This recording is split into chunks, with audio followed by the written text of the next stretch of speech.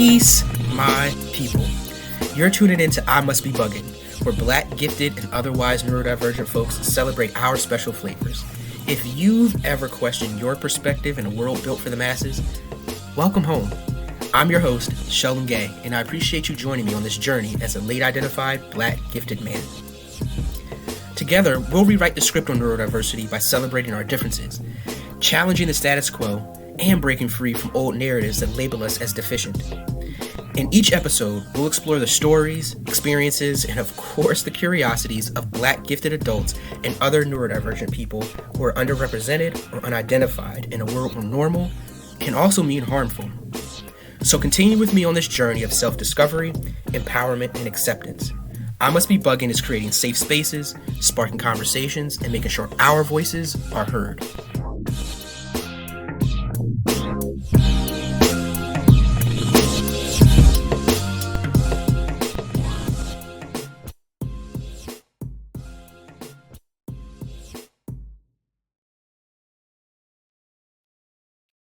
Hello, everyone. Welcome to the latest episode of I Must Be Buggin'.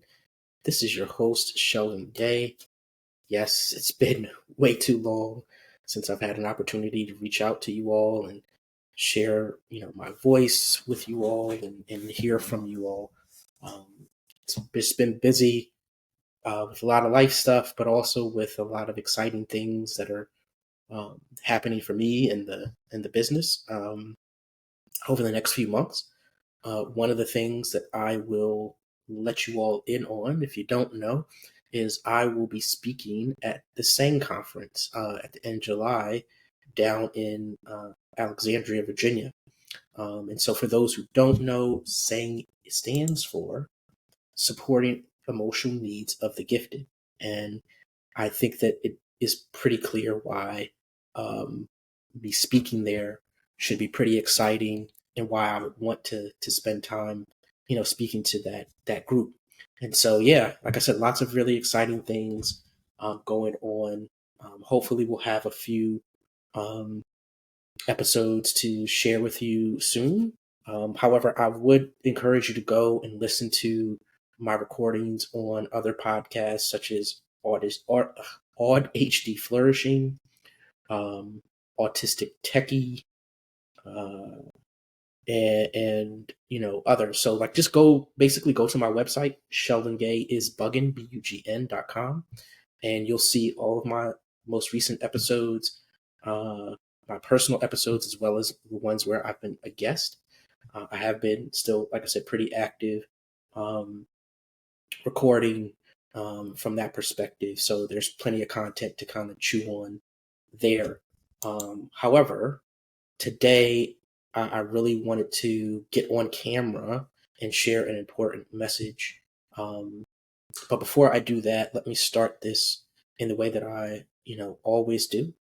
First of all, again, thank you so much for being here.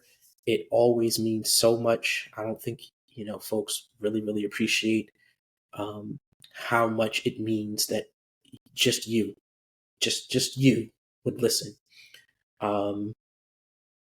It just pushing play on this content means a lot. And so thank you again, sincerely, for doing that. I am a 43-year-old Black man. I am wearing one of my hoodies that I designed. It says "Decolonize Your Mind." You can go and check the website for that. I am, a what one would call light-skinned Black man with Black curly hair. And I also have a mustache and small little goatee. Today I am wearing my Black in-ear earbuds. And behind me is a set of Black bricks. For those who understand that significance, those are there as well. I use pronouns he and him. And so, yeah, I just wanted to, I always like to make sure that I kind of set the stage for all of the folks who may be listening or watching today. And so, excuse me.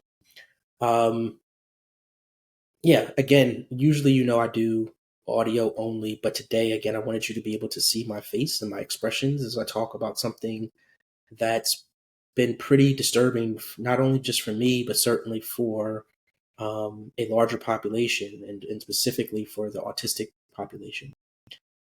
Some of you may have heard recently that the US government, and in particular RFK Jr., was looking to build a database of autistic people with the goal of solving the, autistic epidemic. Um, yeah, I mean, just off the bat, man, that's extremely disturbing. Um, and a lot of this, I've kind of written some notes for myself just to make sure that I hit some important themes. But, honestly, I just typed these up in the last few minutes. So please do bear with me. But um, again, I don't identify as autistic. But if you are familiar with my podcast, or if you'd like to kind of go back, you can see that even from the first, if not the first episode, certainly the first couple of episodes, I've said that as a gifted and by being gifted neurodivergent person, and particularly someone who was late identified right in the last couple of years, I'm 100% open to, at some point in the future, eventually identifying in that way. Like, I'm just exploring myself and what it means to be me. Um, again, if you had asked me 3 years ago if I would be here and identifying with this label, I wouldn't have really, first of all, properly understood what you were even asking me. But I certainly would not have had the confidence to kind of stand 10 toes down on my giftedness and what that experience means for me. So the idea that that journey could continue and expand is not something I'm totally opposed to. Um, and so, again, I mentioned that mostly because I want to state the fact that I understand that I'm kind of like almost feel like I'm speaking out of turn, right? I am not autistic, and so I'm not here to be an expert on the autistic experience. I'm not here to, again, speak as an autistic person. I almost said that I'm not here to speak on behalf of autistic people. And the to be clear, I am certainly here to advocate for autistic people and neurodivergent people in general, but I'm certainly not here to, you know, um, be, again, just be the single representative for a group that I don't currently identify with.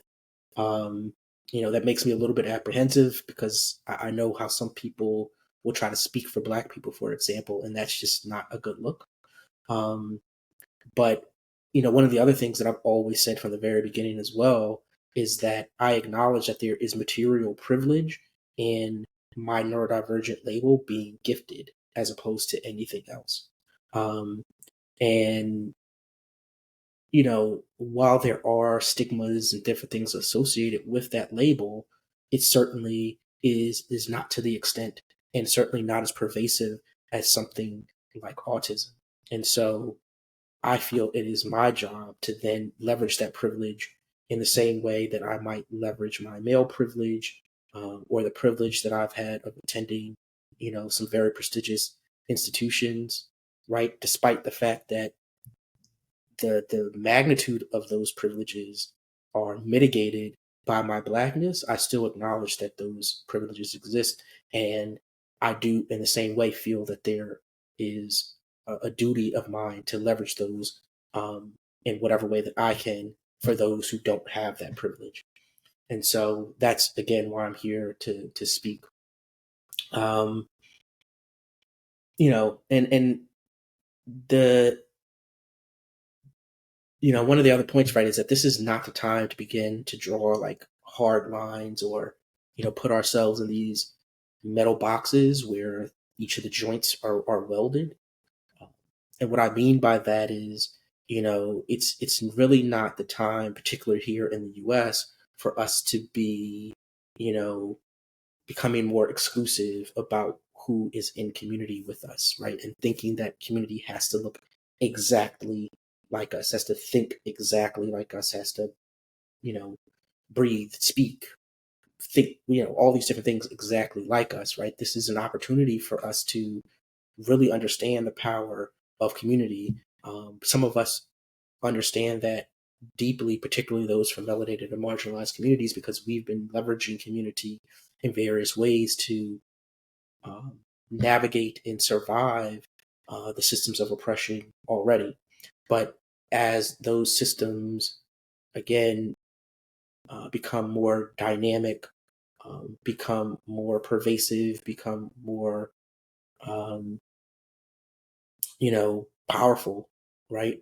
Um, the it's important for everyone to then pull together as community. I would even say to that point, like as we all are more aware of the varying identities that we're carrying with us, there may be someone who holds an equivalent identity, but does not, again, even if you were talking about giftedness, right? Like not all gifted people are the same. Not all gifted people look the same, certainly. And so to only care about those who, again, look or experience the world in the same exact way, this is not the time for that, right? Um, and so again, we need expansive community right now, more than ever. And so I am as much speaking up for myself, and in this case, there's a capital S self. And if you don't know what I mean by that, please go um, listen to my podcast episode talking about self and ego and the concept of what self is. Um, so yeah, again, I'm as much speaking up for myself as I'm speaking up for everyone else.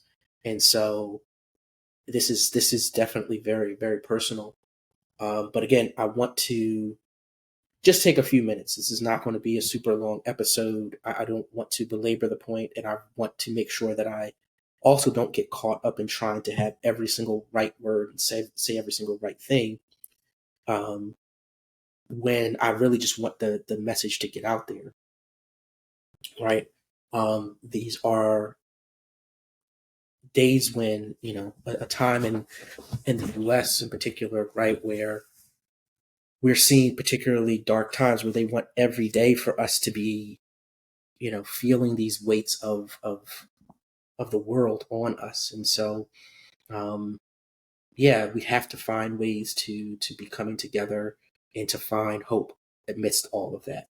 Um, so again, today I'm attempting to very, very quickly speak out and clearly against the recent news that RFK Jr. is looking to build this autism database, right?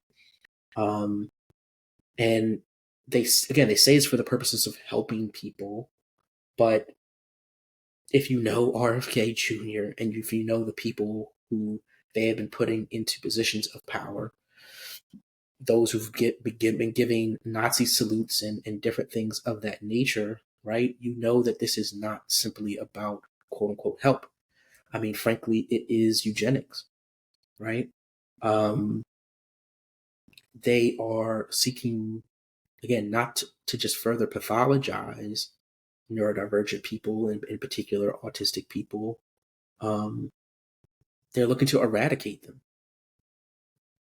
And that should send shivers down everyone's spine. We see how they're handling deportation, even when courts are telling them that this deportation was unlawful, that due process is needed. They're not listening, right? And so once we start stepping into this realm, it gets pretty sticky, right? Um, and so again, there are questions about whether this is even legal for them to gather this data. And again, I'll put stuff into the show notes where you can kind of dig more deeply into what this means if you're not aware.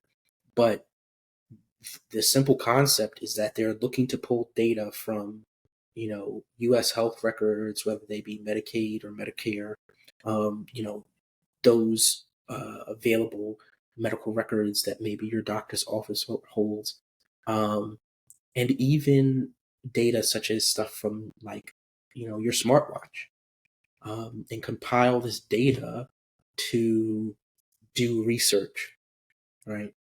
Um, and so, I will take one, Dr. Ruha step to the right here, right? And kind of speak to the camera and saying, for those of us who, you know, are what I might call ethical technologists, right? We've been talking about this kind of stuff for a long time. And again, I'm not trying to get too far off the road here, but this is in particular why so many of us have been very mindful about how technology is being used and never considered it trivial that these apps um, are capturing data and sharing data in ways that need much more transparency. And this is not to say that you should never ever use those apps, or there's no scenario in which it's helpful for someone to use those apps. I mean, that's up to you. I think the important thing is that people be informed about these kinds of outcomes, and be able to take full stock in that choice of whether or not they want to be caught up in this kind of stuff. And so, you know, the last thing I'll say is as it relates to that is you can even see this as it relates to, the recent 23andMe news where, they're going out of business. They've got your genetic data, right? And what's happening with that? Who's using that? Might that data be a part of this registry that they're putting together, right? And if that's the case, like, do you still have recourse to delete your data so that it's not used?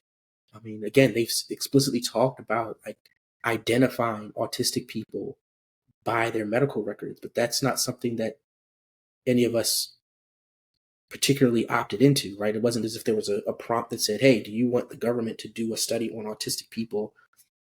And if so, share your data for that. Like, that's not what happened. And so, again, there are lots of questions as it relates to that. And again, I hope that we're becoming more vigilant about these kinds of things from a data privacy perspective. But back off the Dr. Ruha path and back onto the main path, and explicitly stating, right, that autism is not an epidemic as much as they want to use that term. Um, as I've even seen some of the mainstream media, you know, it's talk about this. It's been sad and pretty frustrating to even watch them, repeat stats that use data from the year 2000 and comparing it to the year even 2022.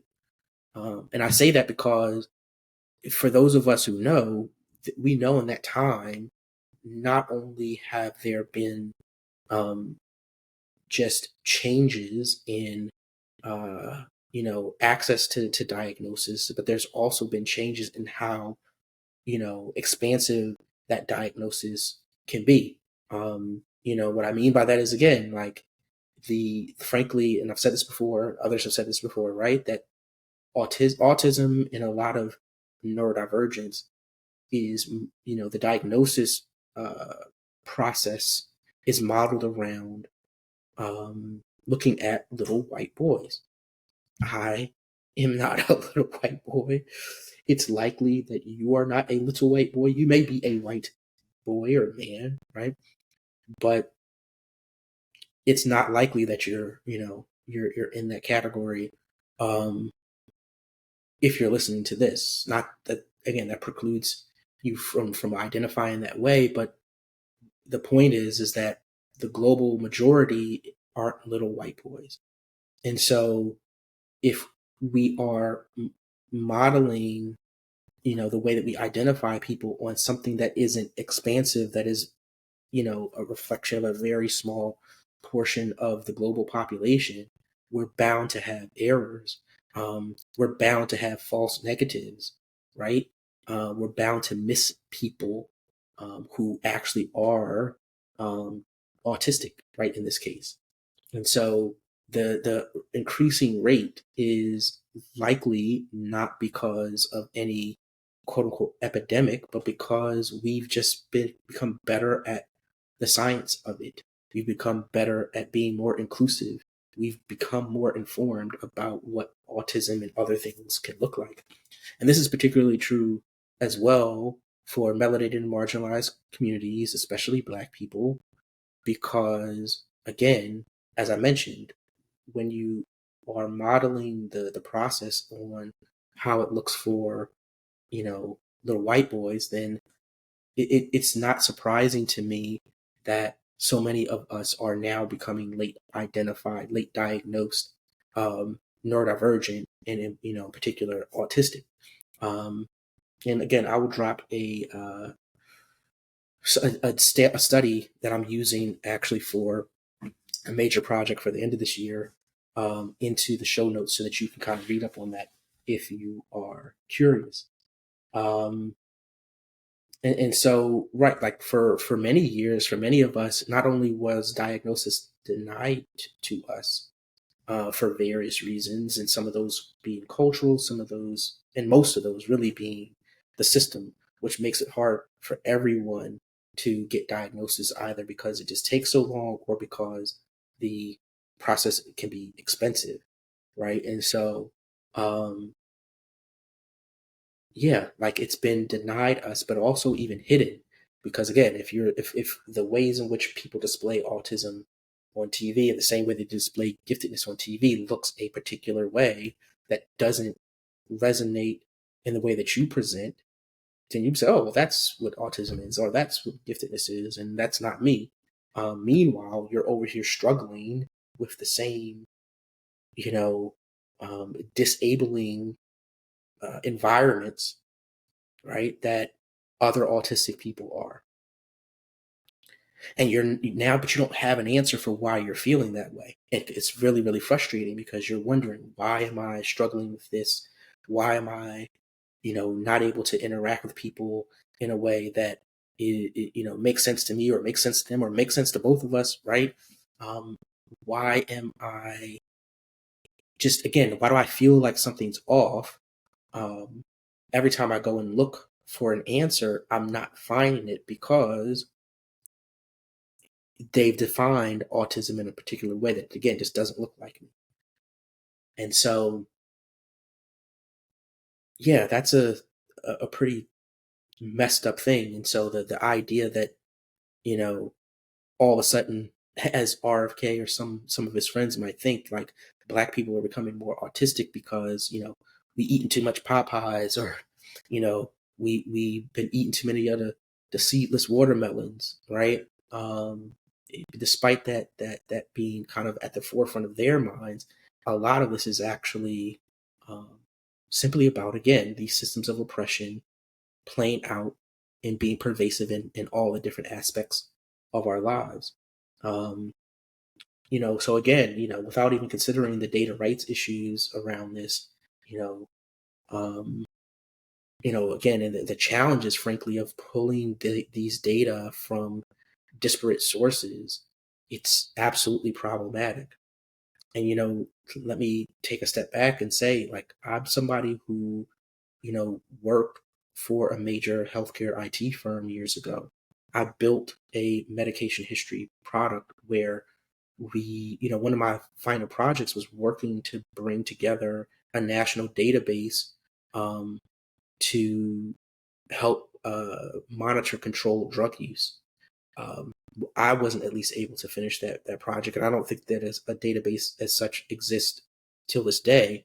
I will tell you that a key part of that is because of the challenges of bringing together, even just at the state level, um, all these different sources of data.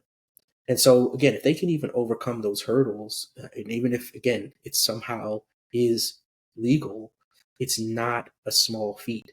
Um, you know, again, there's just even just different data congruency, just matching the way that people store data, getting those to match up and to even make sense of it across the board. Because again, now you're talking about different systems, like different healthcare systems, different types of data. Like it's a massive task.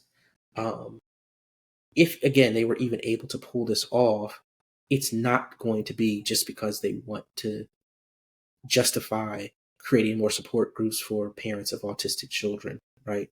Um, or I was watching a video where RFK Jr. was talking about uh, just cell phone usage and concerns um, around that, and again, without getting into uh, conspiracy theories and different things of that nature, right? It's not because he's looking to, you know, help mothers who are uh, pregnant, right?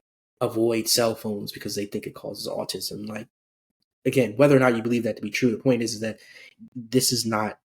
This is really not it. Like, this is a massive task. There's more than enough evidence about what they believe about autistic people and how they do not believe in autistic people's humanity, that we know that it's a lot deeper than that. And that's where, again, it gets to get really, really scary.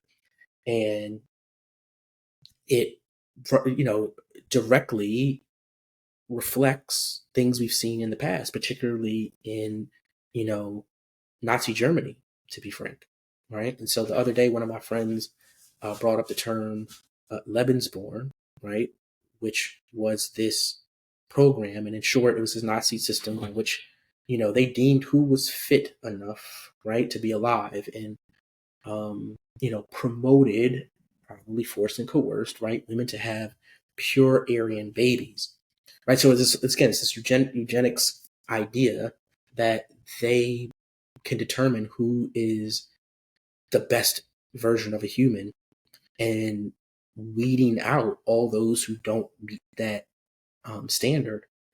And so, in this case, those with autism or other right maladies or imperfections were deemed unfit.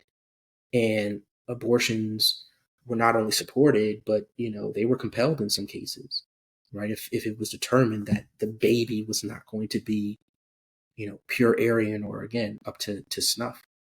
And, this is a lot of why people, autistic people don't like to use the term Asperger's anymore. Again, you can look that term up, but again, it was about, these are the good autistic people, right? They're good enough for survival. These other ones, like, we're getting rid of them. And again, this is not hyperbole in the least, which is why this is so serious. Um, you know, to that end, right, fascism, bigotry, and eugenics will always be a greater literal threat to humanity than any neurodivergence ever will. If we allow them to succeed at this, right, like, who's going to be next? The people with ADHD, nonverbal people, those who have brain fog or simply take longer to process things, right?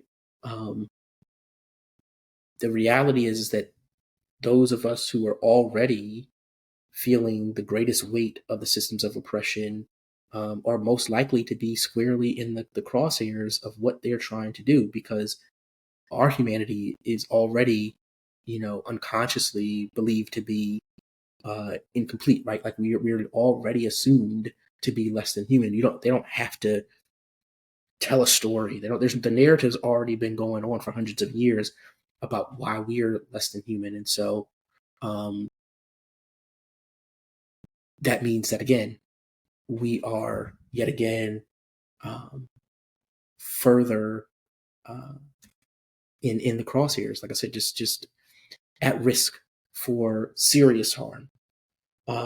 So, you know, again, it's important that we remain vocal and active in opposing these things, right? I'm going to include in the show notes a link to a video by a woman who briefly speaks about the issue, as well as some, practical things that we can be doing to fight back. I really want for us to remain hopeful despite all that's going on, despite how hard it can be. And if there are autistic people in this community or in my network who are feeling alone or forgotten, I hope that this helps you know that you're seen, and that there will be those of us who will stand with you. Again, they want to continuously bombard us with depressing and dysregulating news, so that we just simply give up. However, the truth is they only go to those links because they know that we have the true power, right? And so we must keep speaking up. We must keep writing letters, making videos, suing the government, emailing our representatives, and using all the tools, again, at our disposal. If there is some support that you need, please reach out. If there's something that I can do, I will absolutely do whatever's in my power to help you. And if not, maybe there is someone in my network who will also step up. In particular, I'm thinking about, those of us who are on the board or part of the Umbrella US community, right? Which is the nonprofit that, the vice chair of, that is supporting neurodivergent people, and particularly focusing on the medical needs and the healthcare needs, the whole body needs of neurodivergent people. And so within that network, I'm sure that we can find some people that can get you the support that you need. And so again, this is not trivial. It's absolutely not acceptable, but yeah, we got to keep fighting. And again, I just want to explicitly say, like, neurodivergence is not, some death sentence. It doesn't mean that you're broken. Autism is not an epidemic, right? We have to work hard to remove all these systems that break us, that try to break us, right? We have to decolonize all these systems so that we can truly live a healthier, happier, and more humane existence. And so with that, I'm going to end that here. If you are listening on audio, I'm going to be posting this on YouTube. So if you do want to kind of see the video, go ahead to the YouTube channel. Again, I thank you for being here. Please share this with others if you think it might be helpful. And with that, I'm out. I will see you all on the next episode. Please do share this. Please do comment. Tell me what your thoughts are. Again, these things mean everything to this, all-seeing algorithm. So again, do me a favor, share, like, comment. And I will see you all on the next episode. Check me out at sheldongaysbugging.com. Peace.